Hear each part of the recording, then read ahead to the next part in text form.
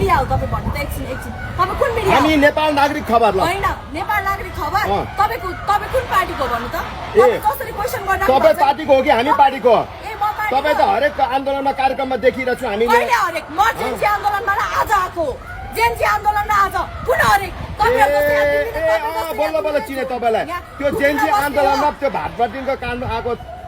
तपाईँ आरोप लागेको त्यही हो मुख सम्हालेर बोल्नु सबैजना तपाईँको घर परिवार जस्तो हुँदैन म सिधै भनिदिन्छु बुझ्नुभयो सोसियल मिडियामा तपाईँ सोसियल मिडिया चलाउनुहुन्छ भनेपछि सोसियल मिडियामा के हुन्छ रियल लाइफमा के हुन्छ भनेर राम्ररी बुझेको हुनुहुन्छ होला 15 मिनटको क्लिपले चाहिँ मेरो चरित्रमा हैन औला तपाईलाई हामीले आरोप लागेको छैन हामीले आरोप लागेको छैन लाउनु भयो कसरी लागेको छु तपाईले मैले भातपाटीमा त्यहाँ चोरेकै हो भने मैले चोरी गरेको भनेको छु मैले भातपाटीको मात्रै कुरा उठाएको थिएँ तपाईले मलाई जेन्जी आन्दोलनको कुरा गर्न सक्नुहुन्न थियो तपाईको राम्रो नियत भयो हैन तपाई राम्रो हुनुहुन्छ भने तपाई आक्रोशमा किन आउनुहुन्छ भने क्या आक्रोशमा आउँदैन मान्छे तपाई एउटा युवती हुनुहुन्छ अहिले देशको कर्णधार हुनुहुन्छ तपाईको आवश्यकता छ बसेको होइन नि त दाइ तपाईको आवश्यकता छ अहिले देशको लागि तपाई जस्तै युवतीहरु चाहिन्छ युवाहरु चाहिन्छ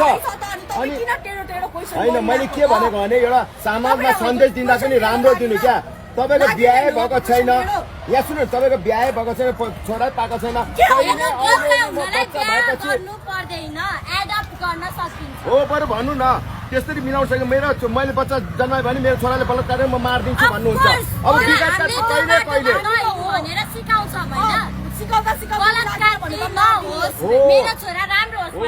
मेरो छोरालाई म यस्तो गलत बच्चालाई गलत बाटोमा पठाउँदिन हामी पहिलो सतर्क बनाउँछु भनेर हो त्यस्तो ज्ञान दिनुहोस् न तपाईँहरू जस्तोले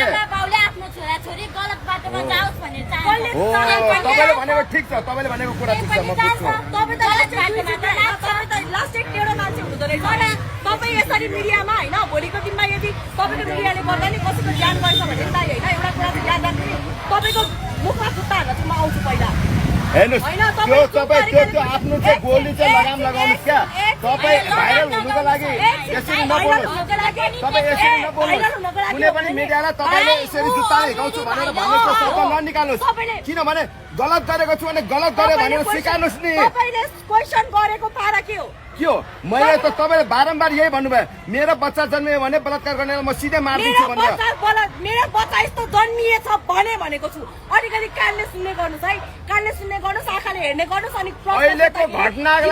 अहिलेको घटनालाई सुल्झाउने कुरा गर्नुहोस् न किन बिगा होइन तपाईँ सबै मिडियासँग यसरी आक्रोश आएर बोल्नुको कारण के हो तपाईँले चाहेको के हो अनि मैले के चाहेको भने गरिमा नानीको न्यायको लागि यहाँ सुन्नु गरिमा नानीको न्यायको लागि तपाईँ आउनु भएको हो कि हो त्यस कारणले म के भन्छु एउटा समाजमा पनि एउटा चेलीबेटी चाहिँ हत्या नहोस् बलात्कार नहोस् त्यस्तो खाले सन्देश दिनु न बलात्कार होस् भनेर आएको क्षमता भने कस्तो दिमाग हो या कस्तो मेन्टालिटी हो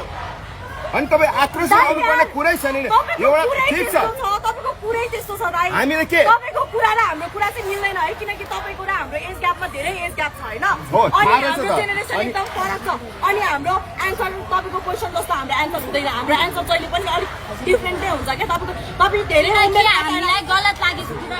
तपाईँ धेरै उमेर कटाएर कसरी बोल्ने भनेर सिकेर आएको मान्छे हामी भर्खरै बोल्दै आएको त्यही भएर त हामीले ठुलो मान्छेले तपाईँलाई सुझाव दिँदाखेरि सुझाव लिनुहोस् सुझाव राम्रो दिने गर्नुहोस् न तपाईँ पोइन्टमा एक कहाँनिर गल्ती निकालेर यता घोट्नु भनेर बस्नुहुन्छ अनि हामीले गल्ती निकाल्यो भने गल्तीको समाधान गर्नुको लागि क्वेसन गर्नुपर्ने हुन्छ कुनै बेलामा चाहिँ गलतलाई पनि सही रास्तामा ल्याउनुको लागि हामीले क्वेसन गर्नुपर्ने हुन्छ मिडियाको भूमिका थियो मैले भने तपाईँको तारिफ गरेर भन्नु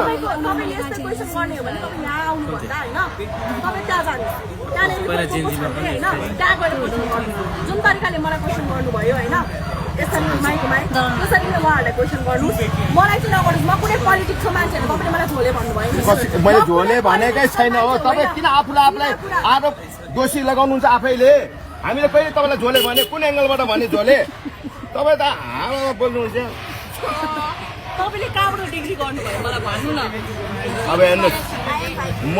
जन्मेको हकै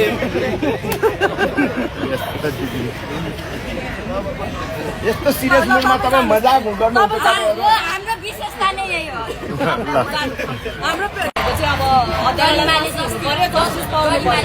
त्यति हो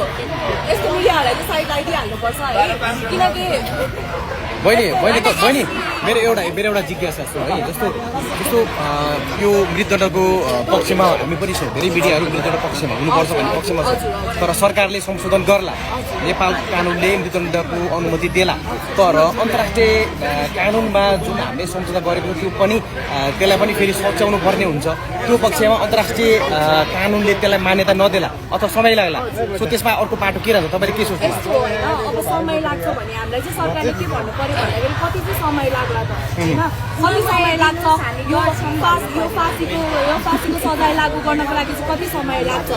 हामीलाई भन्नु पर्यो हामीलाई एउटा न्युज दिए पुग्छ क्या यहाँ यो यत्रो जनाको मचिरहेको छ यत्रो कतिजनाको कलेज स्कुल छोडेर आउनु स्याटरडे आज छैन त्यही भएर मान्छेहरूले हुन्छ नभए मैले हुन्छ